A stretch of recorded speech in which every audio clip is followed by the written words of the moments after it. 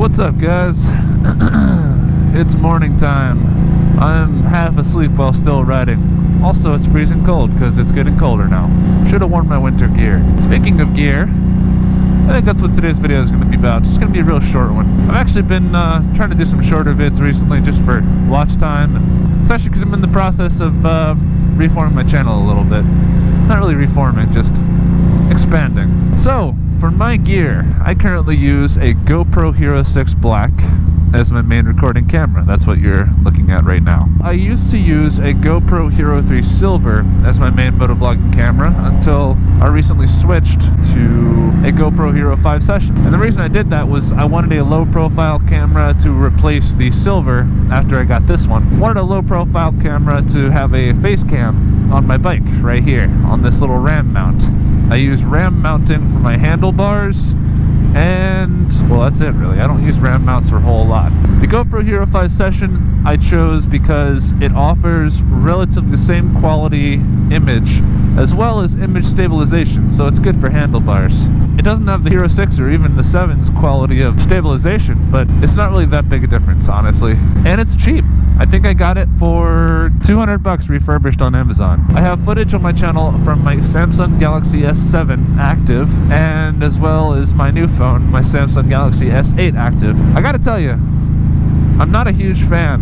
While the smartphone does provide superior sharp image footage, my main issue with it is that it oversaturates it. Now this could just be Samsung's cameras in general, but I really need to learn how to shoot flat image or flat color with that, because it's like I have to desaturate and with the image and post-processing and all this stuff. It's just an annoyance, but it beats GoPro.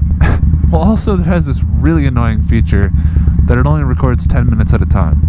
If you're recording something for longer than 10 minutes, it will cut off on you. I don't know if that's a feature of other smartphone cameras or whatnot, but oh my god, it's annoying. Everyone will say, just go to iPhone. No, I don't like iPhone. iPhones are very limiting. They're not an interface I'm used to. I know they're overly simplistic, but I just don't like it. There's not enough I feel like I can play around with. I don't like it. I like Apple products. I love my old iPod. Best thing in the world. I love the iMac I edit on.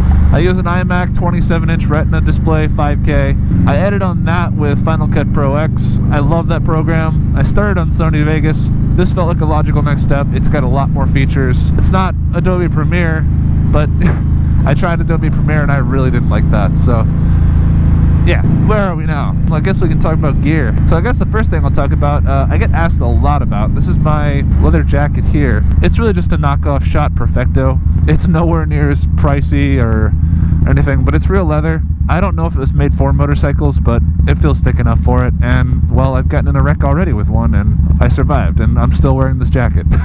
There's blood stains all in this elbow sleeve, but you know, whatever, that's just character. My gloves are Alpine Stars GPX.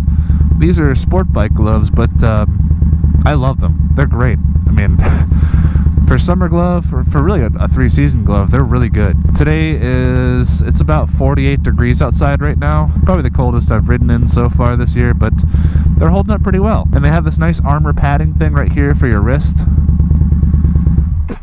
Son of a bitch. My boots are First Gear, and I apologize, you guys, I can't really remember the exact name and model of this gear right off the top of my head, so I'll put these up here. My gloves are this, and my boots are this. I would say don't get these boots, because it's First Gear. They're meant to be literally what their name implies, First Gear. But I've had these boots for less than a year, and while I was attracted to the armoring and relatively cheap price, they have little shifter pads that protect your boots from the wear and tear of shifting. Yeah, that doesn't work. Look at that hole right there. It's terrible. That is unbelievable. And when it's wet, forget it. My pants, oh man, I love my pants. My riding pants are very cheap. They are, I think they're a $30 pair of denim Lee jeans. Yeah. Not the best riding gear, but I mean, hey, they've got me through one accident. Doesn't mean they'll get me through another, and you should not trust them to do as such, but I live dangerously, apparently. Oh, one other thing. my helmet. This is a Scorpion, and I always get it confused with like BMW model names. It's a Scorpion R710. I want to say GS at the end, but I don't think that's there. This is an R710 Scorpion in flat black. When I shop for helmets, I shop for full face. Oh, look at this guy, he's got a Rosilla logo. That better not be a cell phone I see in your hand. When I shop for helmets, I shop for cheap full face helmets, and I get the cheapest one I can find that has a Snell rating. My last helmet was a... What was my last helmet? Oh yeah, HJC FG17. Love that helmet. Very good helmet, very comfortable, very cheap, fiberglass. Fit me perfectly. Intermediate oval, yada yada. With a pin lock system. I think it was like 180 bucks. Great helmet, good Snell rating. I was happy. But I had to replace it once I got in the accident. So, yeah, I got this Scorpion and no pin lock, slightly cheaper internal feeling, not satisfied.